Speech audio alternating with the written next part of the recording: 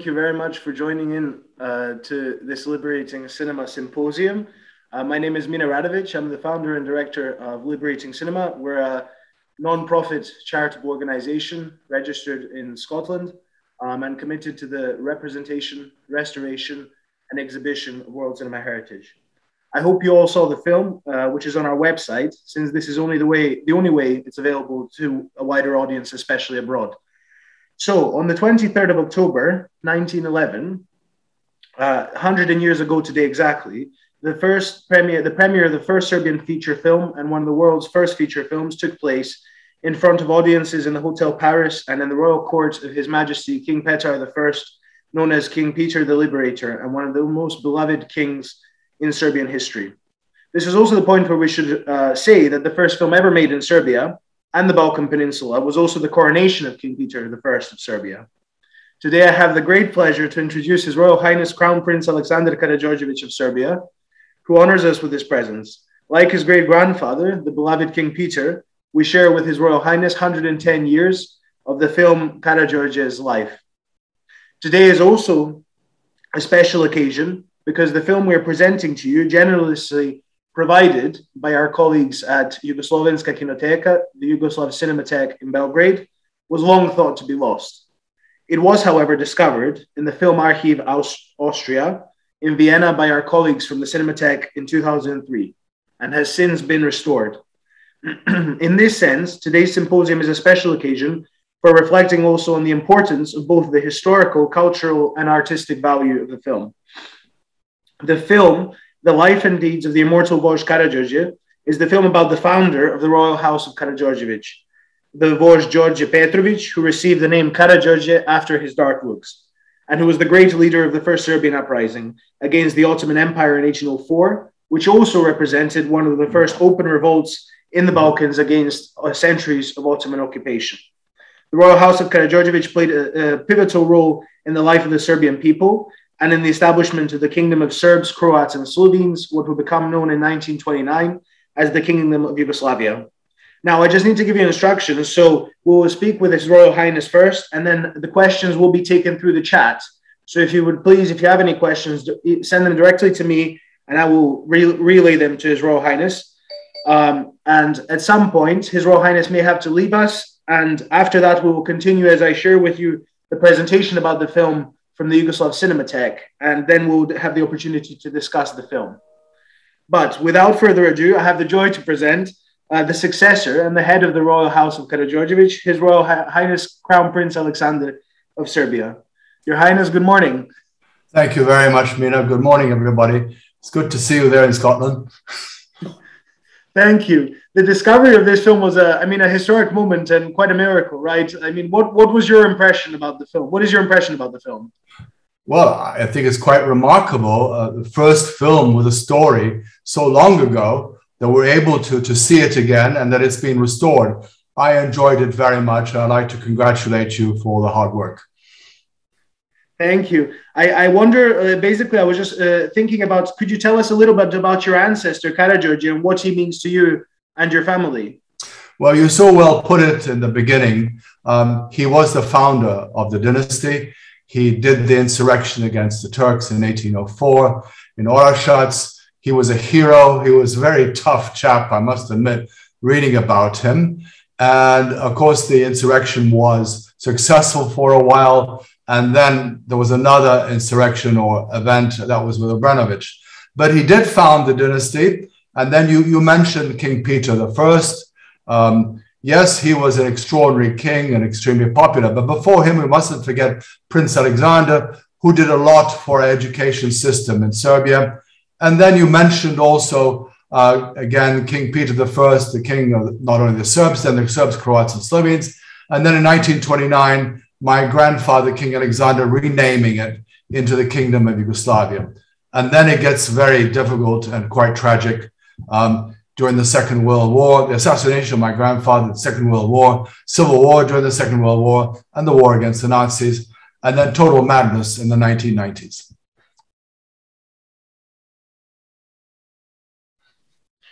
Now, in a way, I think also Karađorđe led the historic events for the Serbian people. So King Peter the Liberator was present at the original premiere of this film. about him, and equally then led historical events, right, in the years to come. So with the Golgothan quest of the First World War, I think, as you said. So what is, I mean, my question then, I guess, tying to what you were just saying so wonderfully, what is your relationship to your ancestors? And could you say a little bit more about the role and importance of the royal family for Serbia today? I think one of the most important relationship, apart from Karađorđe being a hero, and then other members of my family doing some remarkable things, is that the dynasty is homegrown, it's domestic. We're not an import, so we're deeply connected to the people of the country. I think that's very, very important. Even though there are marriages in the future, if I may put it like that, with other members of royal families, for example, Montenegro, and of course, Romania, which was a remarkable one with my grandmother, Queen Maria. But every member has contributed historically. The situation of where we live really at the cross of civilizations. And so we've witnessed a lot of conflicts, wars in this area. And to put it very simply, it wasn't until quite recently that things settled down. If you look at it, we had the Balkan Wars, the First World War, then we had the rise of fascism, the depression between the two big wars, economic problems, and then we had the bombing in April 6, 1941, my father leaving the country. Then we had a civil war, then the communists taking over power at the end of the war, and then years of, shall we say, love and hate from the West, not realizing who the man was running the country, a great friend of the United States, United Kingdom, of course, and so on. And I was born in 1945 and 1947. I became enemy of the state. 2 years old. I must have been very dangerous to have done that. This is absolutely ridiculous, human rights violation. And my poor father suffered from this, being in exile all these years. He thought he'd go back the next day to his homeland, to Serbia. I'm very proud that my family lives here now. We've been living here now for 20 years. We came to live here in July 2001, excuse me. And we've seen a lot and we're moving ahead and there's so much more to be done. But at least we're here and we contribute to the country. Yes, there's a historical side, but my wife and I have charities. My wife has a humanitarian charity. I have an education charity, and we do our bit. We live in the house of my grandfather. That's the palace, which he built with his own money, paid taxes, and is still confiscated, ironically. And that's all. I'd be glad to answer questions at the end. Thank you very much. That's you put it very precisely and very nicely. And I know, so if anybody, to tell all our viewers as well, as you said, we know that the royal family does incredible charitable work. And with your reputation, you're capable of helping both your people and your homeland. So, but now another aspect perhaps we haven't touched upon is the question of art. We know that the royal family historically are great connoisseurs of art. And perhaps from what I know, you had one of also the first private cinemas in history, which is another story in itself. Do you think the consciousness of people can be strengthened through culture, art, through cinema? Culture and art are very important to a nation. Unfortunately, in our case, they were greatly neglected to all the conflict and, put it very bluntly, the madness. It's only recently that we've started taking an interest in resuscitating our art. We have a lot of art. I mean, for example, this film was in the Kinoteca. The Kinoteca is a mine of incredible films that I've been down there in Belgrade to have a look at it. And so we are learning a lot. We are endowed with wonderful artists. And I believe that we can rejoin the world of art and culture with our effort. And of course, we need some funding to do that. But I think eventually we will come on board, as one might say.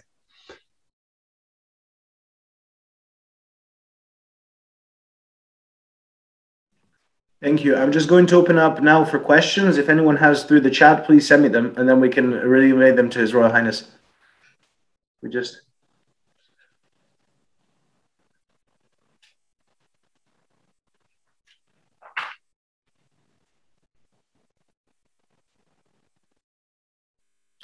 I would like to just tie on while we're waiting for questions, just to tie on to what you said about the Kinoteca. I think it's quite a miracle that a lot of these films were discovered only, recently. And in the 2000s, when it comes to Karađorđe, there's also a lot of great work, which we'll, I think, talk about separately. The work of Đorđe Bogdanović, who, filmed the Balkan Wars, the First World War. And there's quite a lot of documents there, that are only currently being restored. So I think it's quite an interesting landscape after all. I wonder, what's your opinion about, having the first film in our country and one of the best films being about your ancestor? That's maybe more now a personal question, but I wonder. I feel very proud that it is one of the first films that was done, apart from the coronation film, of course. But the first film about my family was historical, and I'm so glad that it was restored. Many of these films were on these sellotape, or I don't know what you call it, and they were very, very volatile. And so after October 5th, 2000, an interest took place in the Kinoteca. We found out, as you just mentioned, that they were sitting on a huge amount of material, and gradually they've been working hard, and they did get some funding, but I think much more is needed to help them. Thank you. Yes, I just received a question from one of our audience members. Can His Royal Highness could you tell us about your relationship to Serbs abroad? You play an important role in the sense of unity. So perhaps kind of something about your relationship to Serbs abroad. Well, having lived in exile, the relationship is good on many continents. In Europe, particularly in the United Kingdom, Germany, France, and elsewhere, and in America, or the North American continent, the United States and Canada. And then Australia is not one we must not forget. So my wife and I visited all these entities, and we've been very well received. And unfortunately, due to COVID now, over a year and a half, we've not been able to cultivate this relationship. But before COVID, we were very active, not only seeing these communities, but these communities were very good in doing charities for my wife's foundation. She founded Lifeline Humanitarian Help, and they were very good in supporting us. And of course, these families who were part of these charitable events or these receptions were supporting their own families wherever they exist in the former Yugoslavia. Thank you very much. Very fitting. I think I have several other questions. Perhaps is it possible? Just let me see. I have another one. Can the royal family be more in the media? We know how much charities they're doing. Serbian people are interested in your work. Is your presence in media quite prominent, or could there be more to be done in terms of the media? Regarding the Serbian domestic media, we're subscribed to a clipping service, and every day there's approximately 15, 20 clippings. Of course, we've had the situation after coming here to live here in July 2001, there has been a certain, may I put it, censorship, because of all the terrible stories was said about my family, that we ran away with trainloads of gold, which is absolute rubbish, that we stole this and that and all sorts of garbage. So we've been spending a lot of years trying to put things right and put things out that are right. It's getting much, much better. Under this presidency, there's much more coverage than before. And I think this will improve as we move ahead. Regarding media abroad, well, in the 90s, I did have a lot of coverage, particularly in the foreign media in the United States, United Kingdom, and in France, not that much in Germany. And now, once in a while, there's coverage, but the foreign media is only interested when we're killing each other. That's blunt, isn't it? You know, it creates a story, doesn't it? Yes. Yeah. Yes, very blunt. I think what you said also about the running with train wheels of gold, I think it's quite the opposite. I mean, there's quite a lot of information we have in the everything and the history that the communists actually took and confiscated a lot of property from your royal family, as you said, and also desecrated churches and many other things. But perhaps this ties us to another question we have covered, if you don't mind. I had a question from our audience member. What is your relationship to and the family with the faith? Is Orthodoxy important for you personally and for your family? Yes. Yes, it is. We're Orthodox, and we respect very much. I've had very good relationship with the patriarchs. We're very sad about the last patriarch, Patriarch Irene, who was very close to us. And we've had a very close relationship with the current patriarch. We have our own chapel, which is a remarkable chapel. And we even had a state funeral here, which continued in Oplanats, which is the Royal Mausoleum, about an hour away from here, when the government created this committee, which I was a member, to bring back the mortal remains of my family.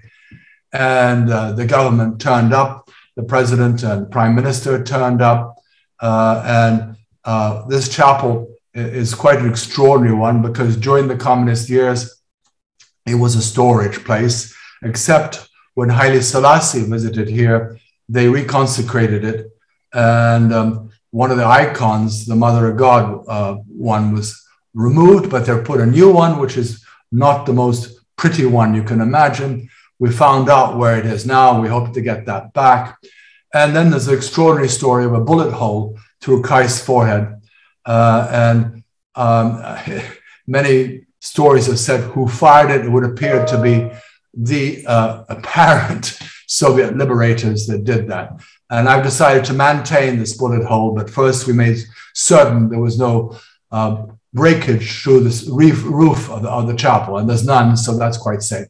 But coming back to the cinema you mentioned earlier on, yes, we have the cinema in the podrum in the basement, which is quite remarkable. And a few years ago, I was asked, would you like to see the projectionist of Tito? He's doing a film called Cinema Comunistico, and he came and he told me some extraordinary things, that there was a film every night for the president of life, and he liked cowboy films, and his favorite actor was John Wayne. And he would have his guests there, and he would sit on a sort of higher position just behind the projection hole and overlook his guests sitting below. He had a lot of time to see a lot of films. Yes, thank you. That's a wonderful, wonderful way you've expanded on everything. I think that's very fitting. I have another one. I'll add another one, Mina. Anyhow, we arrived here in July 2001, and then I realized our neighbor was Jovanka, the widow of Tito. And I thought, hey, I'm curious. I'd like to meet her. So I think it was about October 2001.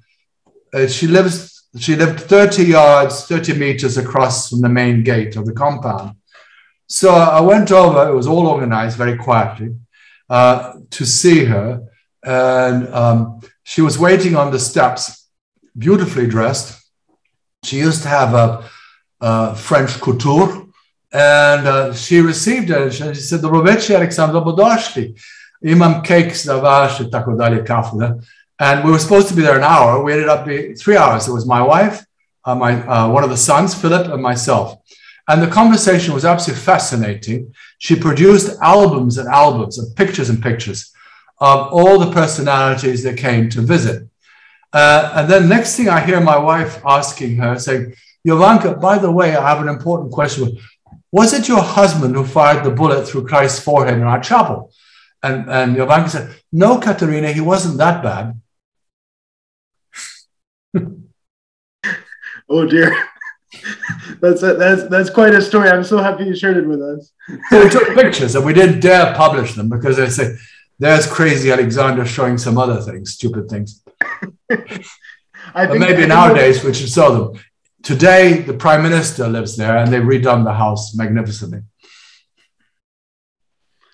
Thank you. I think it's also nice because you mentioned your chapel. I think it's dedicated to St. Andrew, the first call. Yes, right? That's right. And that's it's saint. Yes, exactly, of Scotland. So it's quite nicely. You are, yes. Yes. No, it's quite a nice connection, I think. I had several other questions, but maybe we're just limited to one. What is a very simple one? Do you have a favorite film? This is, I guess, the tingling questions a lot of people ask. But would you have a favorite film that you can share with us yourself? I like watching films, but it wouldn't be fair to single out one film, things like that. Of course, we used to go to the cinema much more often. Now it's very difficult. I wouldn't even go to a cinema. I'm very concerned because of the high incidence of COVID. But we would go to all sorts of films. I don't want to sort of single out one. Yeah, historical films are fascinating. Autobiography films are wonderful. We have a choice, of course, on television now to subscribe to these services and have a look at what's available. But no, I can't tell you a favorite film. It would be unfair. Yeah. That's fair enough. We have several, greetings also from Serbia, from our people who have joined us from Serbia. And also congratulations on Stefan being born after so many years. Oh, yes. Yeah, well, Stefan was the first male to be born here since before the Second World War, which is quite remarkable. The last one was my uncle, Prince Tomislav. Yeah, he's a good boy. He's growing nicely. Wonderful. I would ask you, just because I have to ask you, and Uroš as well, how much more time do you have with us, just because in terms of questions, and would you... Well, we don't want to bore you because many other people are there. I'm certain they want to get on with what they wish to say. And it's so nice to see so many.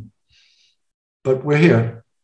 Oh, good. Okay, good. Well, then if you still have time, I just wanted to check with Uroš. I had some other questions, but I can ask maybe, let me see. Yes, I had one question. How is it possible for our royal family to be more present in public space? I guess this question is from Serbia as well. So is it possible for the royal family to be more present in the public sphere? Since we came back here in 2001, we went all over the country. We visited every single hospital, every municipality. We were very well received. Better received out beyond Belgrade.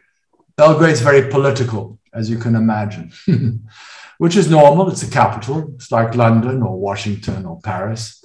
But we've been everywhere, and we get invitations. Even now, during COVID, we get many invitations.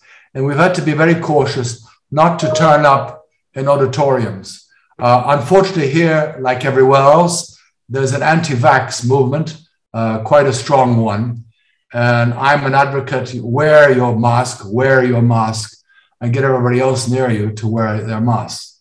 But unfortunately, there are people who've come up with outrageous conspiracy stories of what mRNA does or doesn't do and things like that. So we're being extremely cautious in accepting invitations inside, unless we're well spaced.